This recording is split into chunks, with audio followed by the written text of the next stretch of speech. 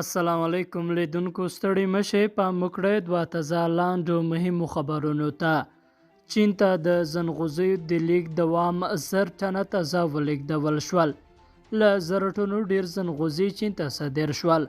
د افغانستان د سوداګرۍ او پانګونې خونې مرستیال یونس مومند نن یکشنبه ازادي راډیو ته وویل چین ته د زنغوزیو د لیک د الوتنې په دې ډول روانې دي چې تر اوسه افغان سوداګر په دې بریالي شوي چې تر 1000 ټنو ډیر زنغوزي چین ته ولېږي، خو ښاغلي مومند د زنغوزیو د عاید په اړه معلومات نه ورکړل.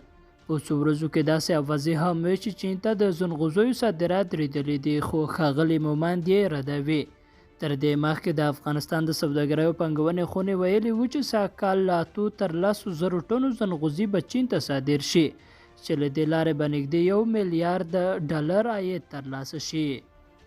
بل لور ته طالبان وایي ترکیه د کانونو د کیندنې برخه کې پانګونه وکړي. د طالبانو حکومت د کانونو او پټرولیم وزارت د کانونو د کیندنې برخه کې د ترکیه د پانګونې غوښتنه کړې ده.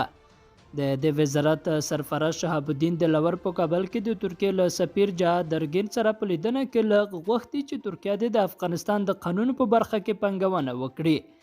د دې لیدنې په اړه د کانونو او پټرولیم وزارت په خبرپاڼه کې راغلی دی چې شهاب الدین دلاور د سیمې او نړۍ له هیوادونو هم غوښتنه کړې چې په افغانستان کې د پانګونه وکړي.